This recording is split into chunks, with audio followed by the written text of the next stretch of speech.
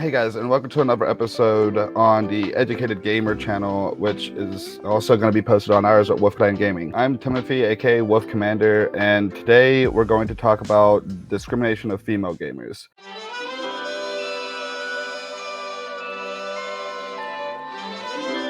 Welcome to another episode of Meet the Gamers. This holiday season, we're talking to gamers worldwide.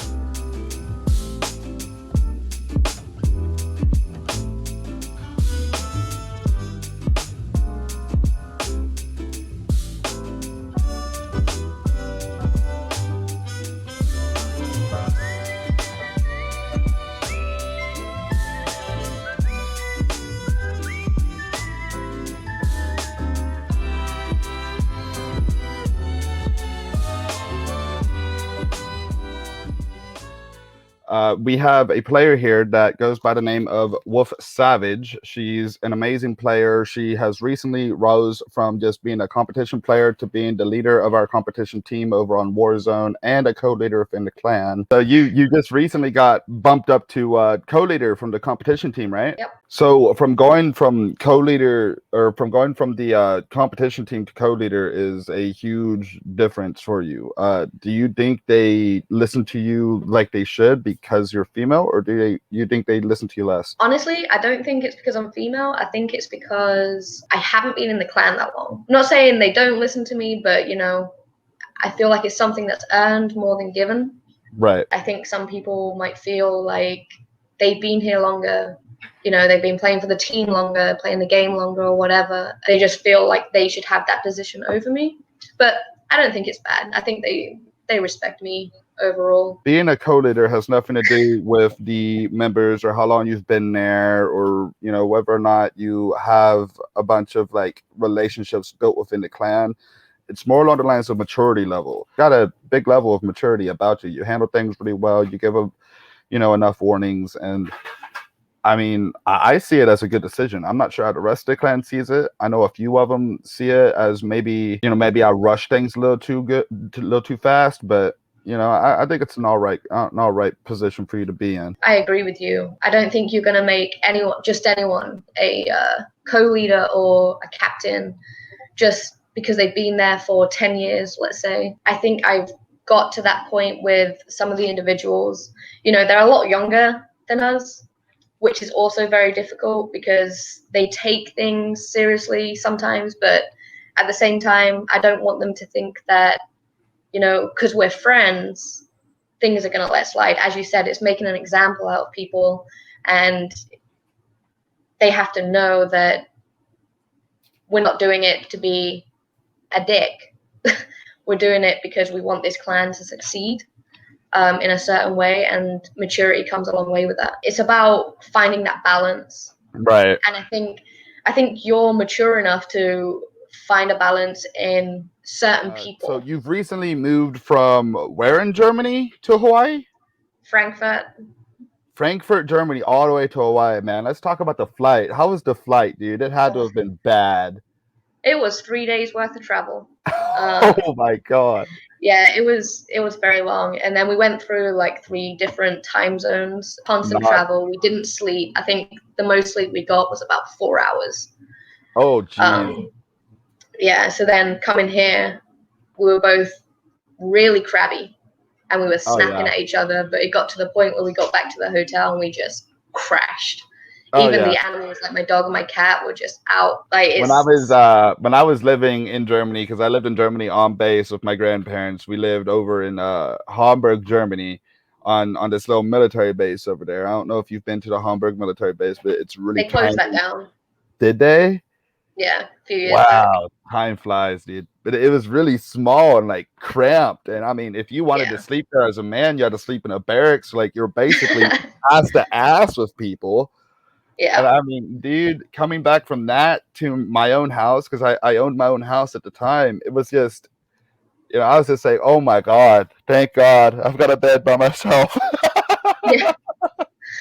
Pretty much. So obviously, you're female. One, you're not American, you're British, correct? Yeah.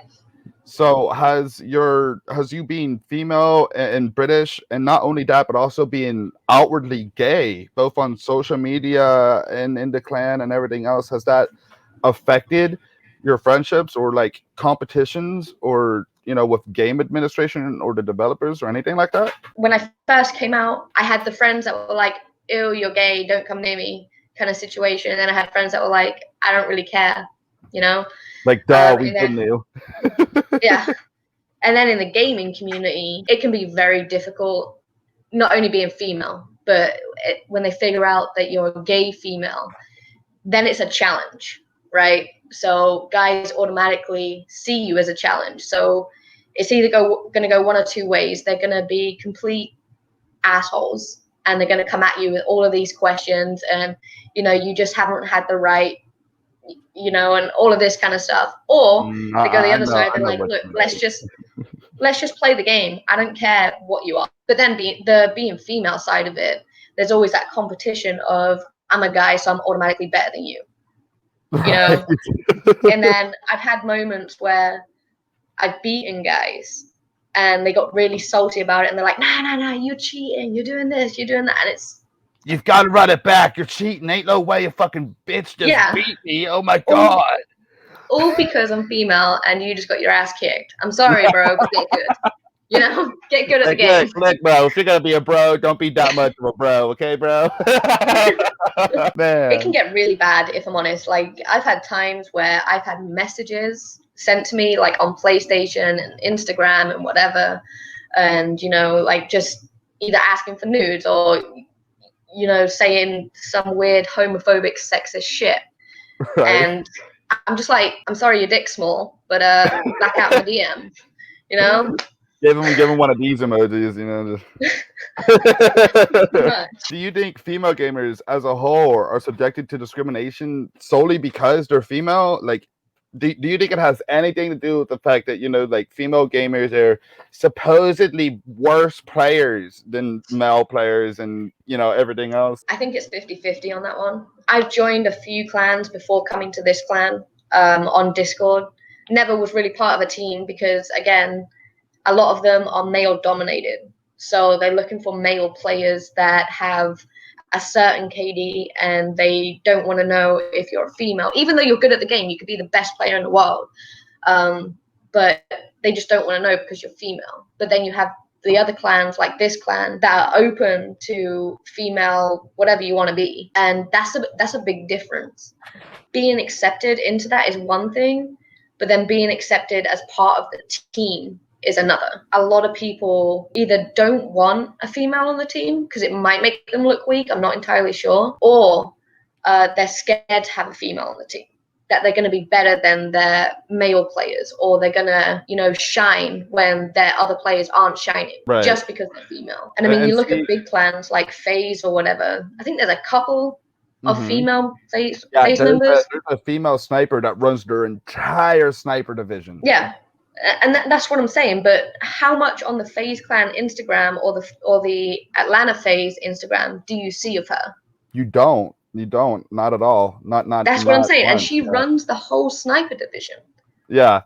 Like she's gotta be head honchos, right? Like you've got FaZe Rain, who's like the big head honcho, Then obviously you've got their huge streamers, FaZe Kitty, Agni, Devin Agni, And then you've got their branch leaders, and she's like third highest rank in the entire clan, and you don't see shit. Exactly. And that's what I'm saying. Like, is it because she's female and they're worried about her outshining their most popular FaZe members, or is it because she's just not good enough to them?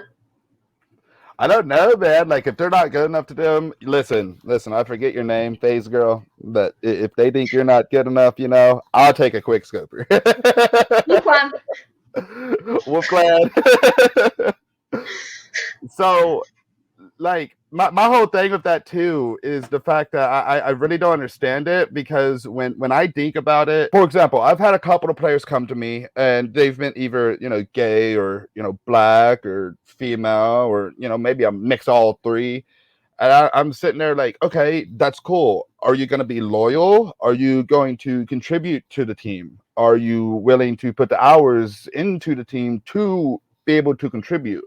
I mean, I recently have removed 8 or 9 players from my clan because they've been totally inactive. I'm not looking for skill level or if you stream or not, or if you're male or female.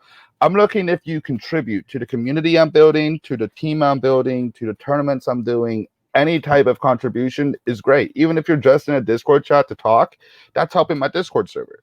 So I've never understood the fact of turning somebody away because they're gay or because they're a person of color or because they're female, because you never know where that's going to go. Now, am I willing to take a risk with everybody? Absolutely not. If I put everybody that I ever came into contact with into this clan, I would have gotten nowhere, and my clan would be massive with no success. But Yeah. I am willing to take a risk here and there. So for you, I took a risk with you because I think you actually hit me up from a lobby or something. I actually forget how we met. No, it was one of the algae tournaments, and you ALG came into tournament, my right? stream, I Yeah, think, just to look around, and then yeah. you I was you checking out the mentioned about the Discord. competition and was just like, hey, if you're solo and you're looking for a team, I've got a team. You're already doing tournaments, so you've got a little bit of experience on you. Why not take the risk? I can work with this. I can build on this. I can teach you things to help you become better. Yeah, And that's where a lot of clans fall apart. They're not willing to take those risks. But that's the thing yeah. about risk. It pays out really big, or you don't get anything out of it and it's a waste of your time. But you just have to take that chance. It's a marathon, not a sprint. At the end of the day, Right. and And the thing about it is, especially with content creation and these tournaments and things, let's say another team does 12 tournaments a year, right? Once a month for a year. But we do 24 tournaments, two tournaments a month for a year. And we're sitting there, we might be a little under the skill level of the ones doing the one tournament a month for a year, but eventually that gap is going to close and we're going to pass it because we've done it more. We've had more experience. We've already been through all of this before. So how has it been different over there in Hawaii as compared to Germany? Like money, people, cars, places? obviously this isn't mainland US, and I've been to the mainland US. I've never lived there, but I've been there. But even that is very different. And from Europe to the United States as a whole, the roads are smaller, the money's different, the people are very different. I gotta say, Hawaii compared to what I've grown up around, it's a dream. The weather is fantastic. The people seem to be really like nice and just welcoming. I was born and raised in the UK. Right. So when did you move from the UK to Germany? Like what was the deciding factor on that? I was 18, and I am from a small town that's full of bullshit. Like every other um, small town. and at the time, my sister was living in Germany because her husband was in the RAF. So he got stationed over there. And my sister basically said to me, hey, come out here for a couple of weeks, see if you like it, whatever. I was originally just coming to help her with her newborn. And she was like 8 months pregnant at the time, I think. So coming to help with that pregnancy and just to come for a vacation.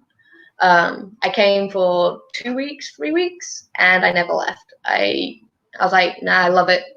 Where we lived in Germany was a very Americanized area, but it was just so nice. And being in Germany is so convenient in Europe because it's Central Europe, so you can travel everywhere. You got Paris 5 hours that way, Prague 5 hours that way, Amsterdam 5 hours that way, just driving. So for me, it was a big change and it was a big step because I was never going to get out of that small town bullshit. But my sister basically dragged me out there, and I had like a week, maybe two, to find a job, a place, and figure out my shit. But I did it, and that was 7 years ago. Right.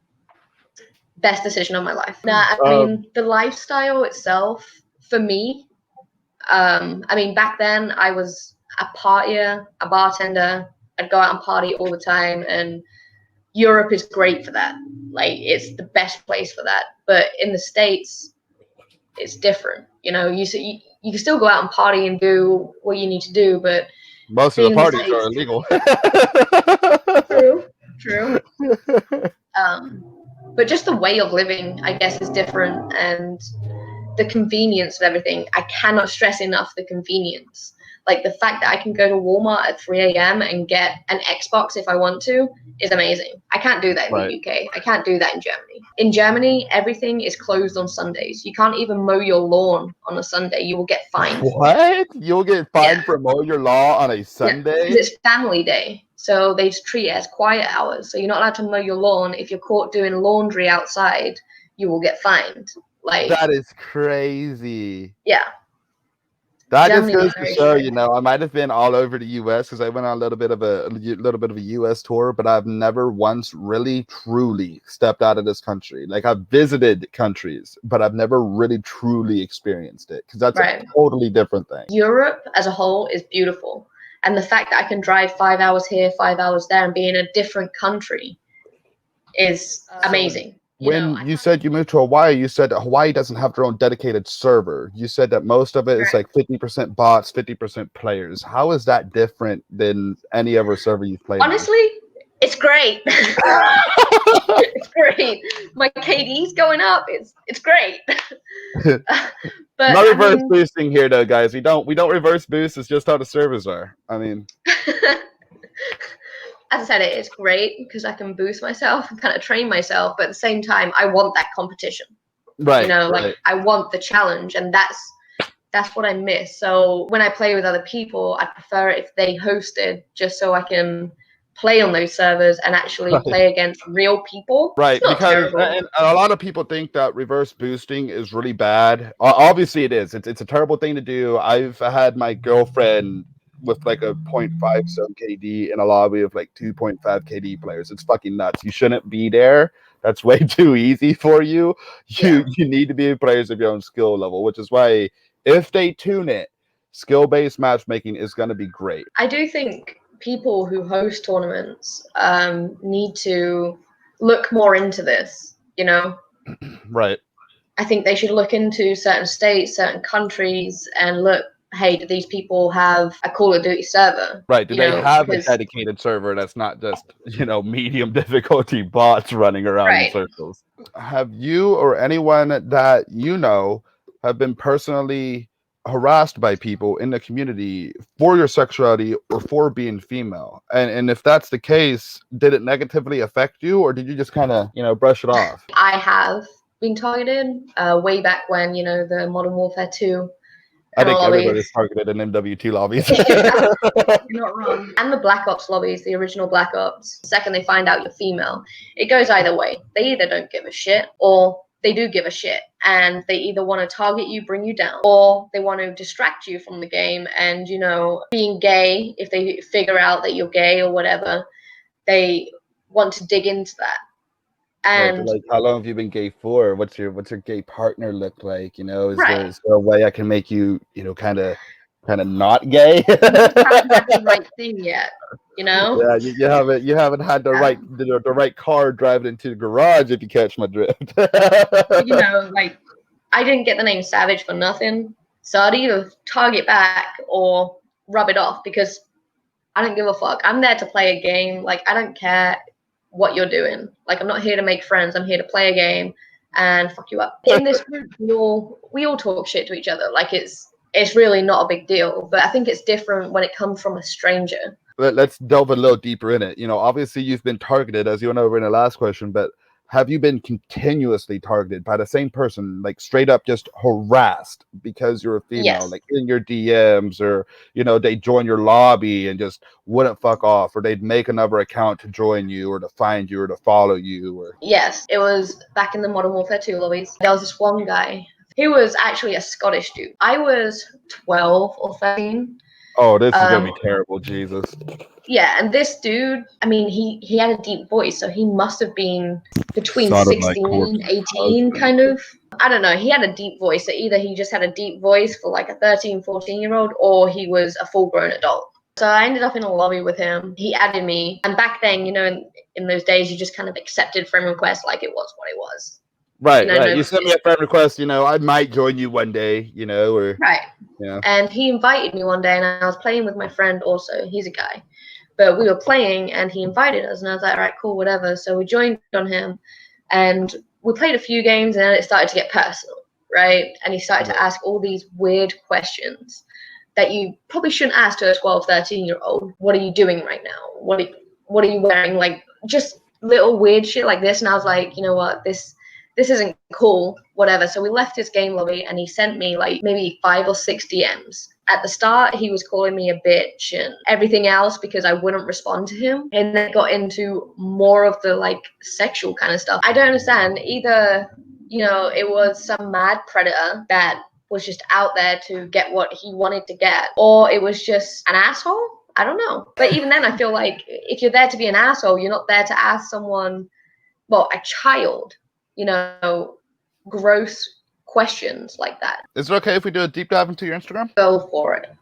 Okay, so we've got a picture with you and a snowboard here. What's the story behind this? So that was a snowboarding trip to a place called Garmisch, which is it's right on the border of the Swiss Alps, and it's also where Europe's highest peak is. Yeah, so it's a whole resort. So you can go skiing, snowboarding. Yeah. So you can sled, snowboard, ski. It's just Right. a whole resort. Really cool. Fun fact about that trip, though, I actually fractured my skull on that trip. Oh my God, what happened? It was my first time snowboarding. I was on like the kid slopes, all right? But I don't know if you know this, but I'm the clumsiest person you'll ever meet in your life. In the last like 5 years, I've probably had like 5 concussions plus the fractured skull. Yeah, I'm a mess of a person. But on this specific trip, I took my helmet off because I just wanted to chill for a second, and I got back up, and it wasn't even a slope. It was like this, right? Just the tiniest bit. And I was like, all right, let me just try get my balance, because I was still learning my balance and stuff like that. So I'm on it, and then I just try and brake, and I fall backwards, and the snow wasn't like fluffy snow. At this point, it was ice because it was the end of the season. Okay. You hit it like a rock. Yeah, I went straight back, smashed my head, and like I ended up with a fracture like that big, and it was like that thick. Oh, yeah. Jeez. Plus a concussion. Man. So it was a fun time. So did you ever go back to snowboarding since then? No, I love snowboarding. I can't wait to go back. But everyone that knows me is like, you're not going anywhere without a helmet. My wife won't even let me get a motorcycle or anything without, like, because I'm so clumsy. We have a picture here of the Eiffel Tower in Paris, where I suspect you went for some type of like vacation or something. But it's a really, really, really pretty picture. So what's this about? That was actually my first trip with my wife, and it was great. Was the so when actually did you go? Did they still have the elevator functioning then? We didn't go up there, but yes, everything was up and running like normal. This was back in 2018. Girl, could you imagine the view from the top of that damn thing? Oh my God. Yeah, we didn't go up just because it was, you know, I don't know. It was, for me, like things like that, I don't really go up them. I just like to see them. Right. So do you like like a phobia of heights or something, or is it just your general anxiety that stops you from going up things like that? No, I'm just one of those people that like once I've seen it, I've seen it. You know, right? Like I don't need to do anything specific. But that trip was great, and the other reason is because it's hella expensive.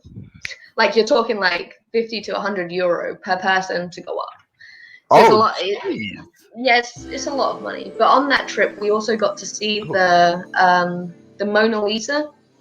Right. Which, by the way, it's like this big. So let's go into a picture of your wife. She was part of the U.S. Army, correct? Yes, that's my wife. So what all did she like?